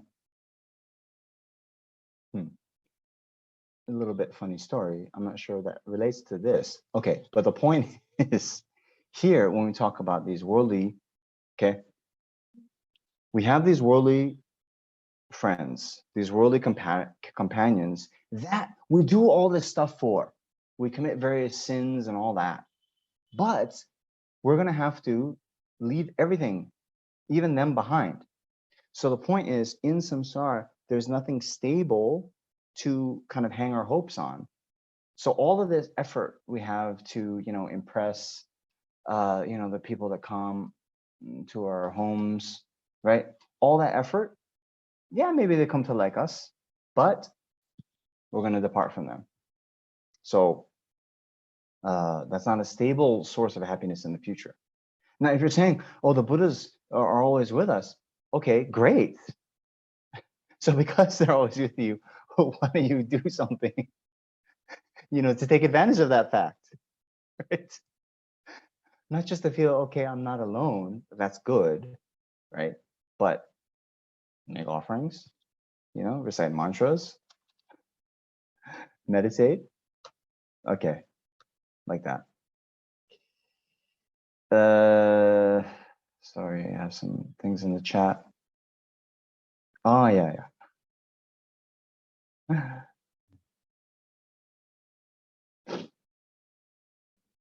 So anyway, and the doubt that I brought up at the end of the last class, really trying to hone in on these bodhisattvas. What level of renunciation do they have?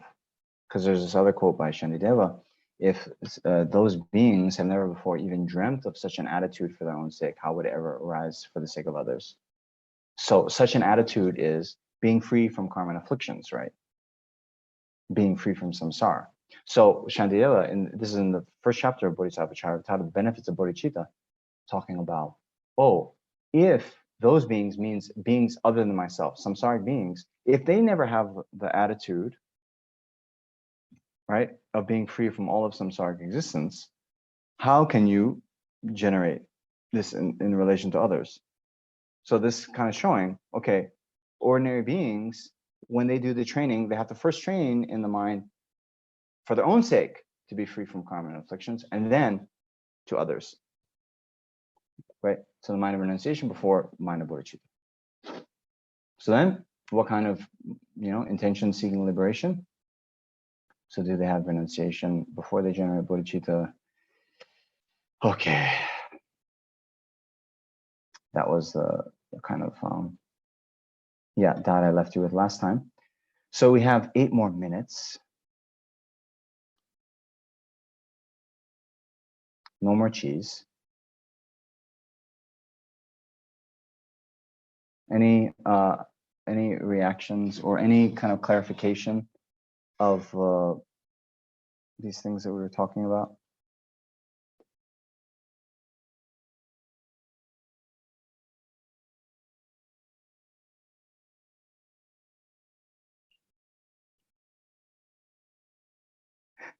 Great. So Palmo wrote earlier, oh, why can't you just think that you explained it so well last time that there's no questions? That's very nice. That's very nice. So maybe I'll do that relative to myself.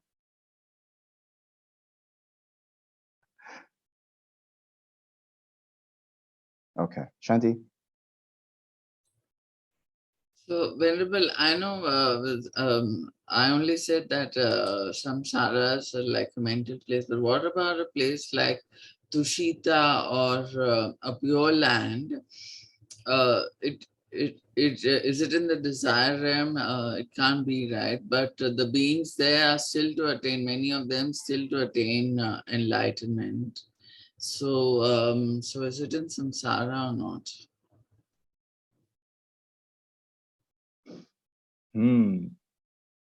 Okay, you guys understood the question? So we're not talking about Tushita Dharmasala, Tushita Meditation Center. We're talking about Tushita Pure Land, right? And so these Pure Lands of the Buddha, we have Sukhavati, so many Pure Lands. Every Buddha has a Pure Land, okay? So are these then samsara?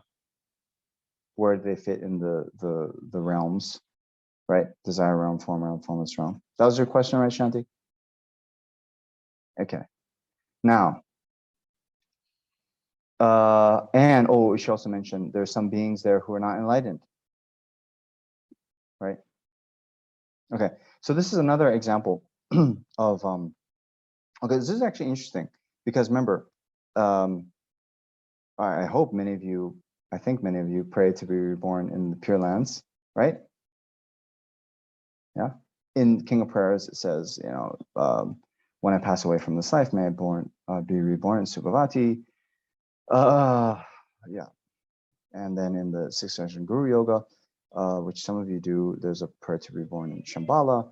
At the end of the Maitreya prayer, one prays to be born to Shita, right? So there's all these prayers to be born in the Pure Land. Okay. Now, I'm assuming you're not Arya beings, okay? So that means we're talking about an Arya Bodhisattva being able to direct through the power of bodhicitta, direct the consciousness Okay. Now there's ordinary beings. We get reborn, hopefully, in a Pure Land. But we still haven't abandoned the afflictions. We don't have bodhicitta. Right. Okay. So anyway, the time is a little bit running out. So I'm going to give you the soft cheese. Okay. It's very clear in the text by Asanga. This is what Sarah J says. Well, there's a text by Asanga that says there's no true suffering in the Pure Lands. Okay. So when we ordinary beings are reborn in Pure Lands, it's not from karma and afflictions. It's from karma and pure prayers to be reborn in the Pure Land. Okay, so normally what activates a karma at our time of death is the affliction of craving, grasping, right? But that's why at the end of the life, one prays to be reborn in Pure Land, that is not an affliction. That is a virtuous, state of mind, pure prayer to be reborn there, hopefully because of, yes, because you want to achieve enlightenment quickly. Therefore, you see the rebirth in the Pure Land being beneficial for that.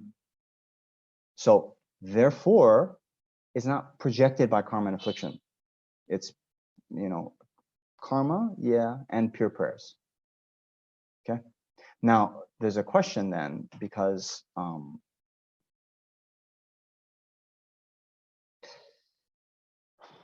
the Abhidharma, okay, I'll say this quickly. In the Abhidharma, it says that to attain the path of seeing, right, means to realize emptiness directly for the first time. One has to do that in the desire realm. Okay. So actually, Tushita is considered in the form realm. It's considered in the form realm of the three, but it's not in the samsaric form realm. Okay.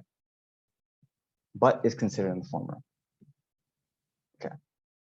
So now, you're born in Tushita, you're born in Sukhavati, you're not an Arya being. According to Abhidharma system, you have to be reborn in the desire realm to realize emptiness directly for the first time. So then they talk of beings reborn in the Pure Land. You probably saw this in the teachings. Beings, it says, even beings in Sukhavati pray to be reborn here on earth. Okay. So now, what then causes them to be reborn on earth? They're passing away from their life in Sukhavati in the Pure Land. So now, normally at the end of their life, they would, we're going to get into this in the 12 links, but there's craving, grasping, existence, rebirth, right? So craving, grasping, it's the afflictions that then activate the karma. So now they're going to be reborn in the desire realm. And normally to be reborn in the desire realm, that craving and grasping is grasping for existence in the desire realm.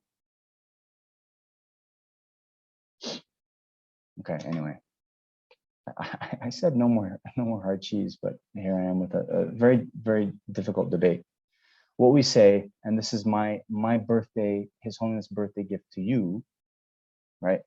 What we would, what many would say, etc., is even that taking rebirth from the Pure Land to earth would be not from karma and afflictions, but even pure prayers to be reborn on earth. Even they're not a bodhisattva. It seems you have to say that. Of course, others say, no problem. Sukhavati or these Pure Lands are not in samsara, but and for most of the time, right? There's no kind of true suffering, true cause of suffering. But these people who are about to take rebirth, yeah, they do it there is a desire realm affliction that comes up. That is true suffering. But since it's just at the end of life, then we can still say that in general, the Pure Land has no true suffering. Anyway, you can think what you like more. Okay, time is up.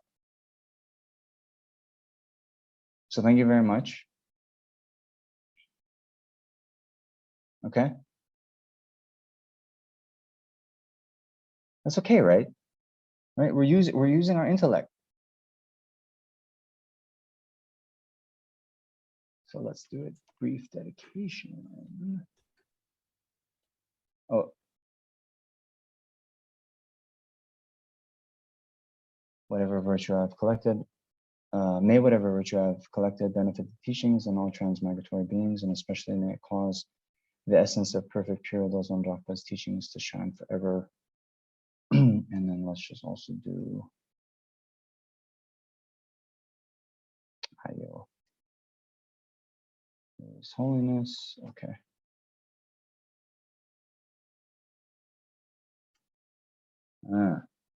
This long life prayer for His Holiness Dalai Lama here on his birthday. Incomparably kind and supreme Tenzin Gyatso, the wish-granting, wish-fulfilling jewel, source of every single benefit and happiness in this world. May you have a long life and all your holy wishes be spontaneously fulfilled.